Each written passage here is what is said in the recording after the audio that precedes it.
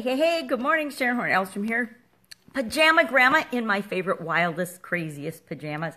They're actually kind of big, but they're super warm and cozy. And we just got snow here, so I need to be all about the warm and the cozy. Anyway, today I've got today's daily scare share from Do One Thing a Day That Scares You. I am doing a year challenge, or at least 365 days, or how many ever pages are in this book, plus a few more, because I have been challenged to do something every single day that stretches my comfort zone, something that gets me out of the rut that I've been living in. Today is day 98. So I started out in the beginning and I was super duper scared because I decided to hold myself accountable on doing this book. And instead of just writing in it like I did for the first week or so and then quit, I decided, since Facebook Live is a thing now, that I would do a Facebook Live every day and share the daily scare share, what the challenge is or the activity, and then what I'm going to do about it. Or if I don't know exactly, then like tomorrow I would share what I did about it today.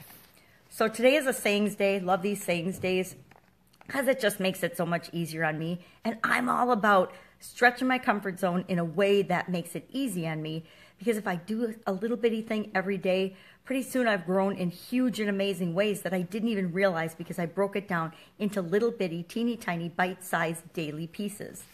So today says, and I actually asked my son for some help with this one because it seemed like an easy one, but it actually isn't as easy as I first thought. It says, we have too many high-sounding words and too few actions that correspond with them. Now, couple of thoughts here. Number one, what are high-sounding words? Are they words that are really big words? Are they words that a lot of people don't know the meaning of? Are they words that people use, like politicians, for example, to sound smarter or to make it seem like they're wise and smarter than the rest of us and taking some action and doing something about situations that they really aren't?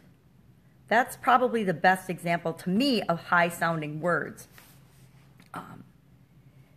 And the challenge then is to say, what are my words today, and then my actions today. Now, I like to think of myself as an action taker, so I use words in a different way. I think I have a pretty good vocabulary, and I like to study and learn and use words because I think it gives me access to more emotions. And I know that emotions are what cause us to take action.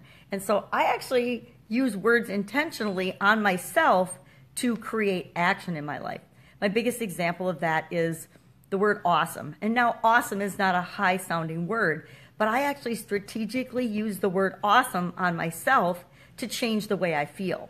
Because a lot of mornings, being a chronic pain person, I don't feel awesome when I wake up. I did not feel awesome when I woke up this morning. I actually felt terrible. So I put in this fancy side ponytail because that's something that makes me feel better.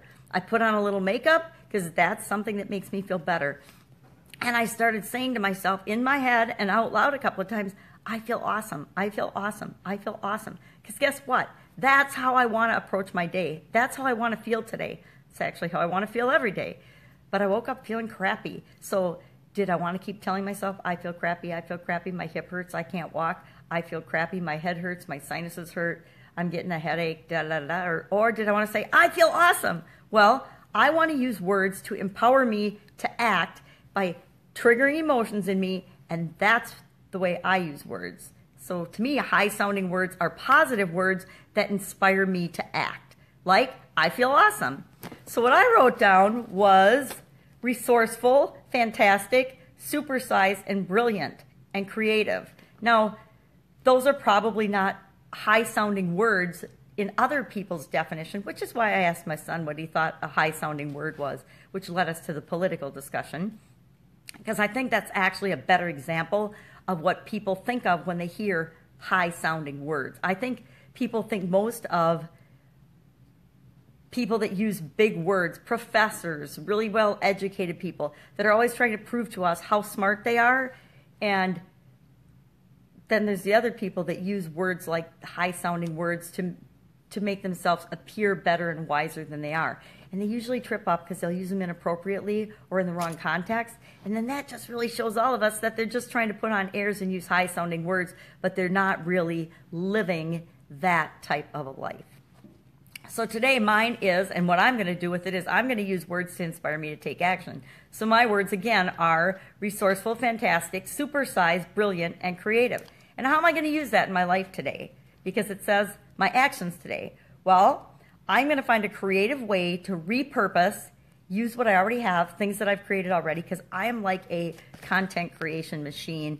Unfortunately, I create all this content and then it sits in my computer or it sits in my office and I never do anything with it. So I need to be more resourceful and use what I've got and get it out there and share it with the world, because the world deserves to know some of the stuff that I've learned over the years and some of the stuff I've totally messed up, but more the stuff that's worked for me because it can work for them too.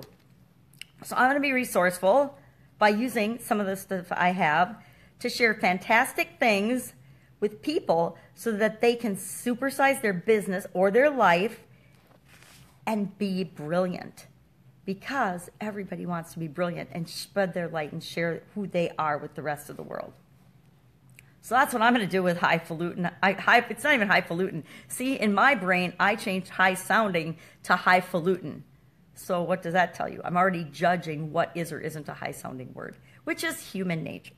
So that is today's daily scare share. It wasn't very scary. It's just a matter of thinking about vocabulary, because words really are super important. They're very important in terms of what we want to create and how we communicate with other people. They also are very important with respect to what we want to create in ourselves, because the words we use in our head and in our subconscious, the things we're telling ourselves, create our lives. And we always want to create the life we want, not the life we don't want. So we can do that, and one of the fastest, easiest ways to do that is by choosing our words wisely. So go out, make it an awesome day, and I will see you again tomorrow with another daily scare share, because I've made a commitment to do something every day to kick the ends out of my grave or rut and live the life that I deserve. And I want you to do it with me too. So join me. You can join me. Just check out the link below and comment what you're going to do today, or share a high-sounding word. Share a word that when you hear a high-sounding word, what does that remind you of? What does that trigger for you? Because I actually struggled with coming up with high-sounding words. Bye. I'll see you again tomorrow. Pajama Grandma out.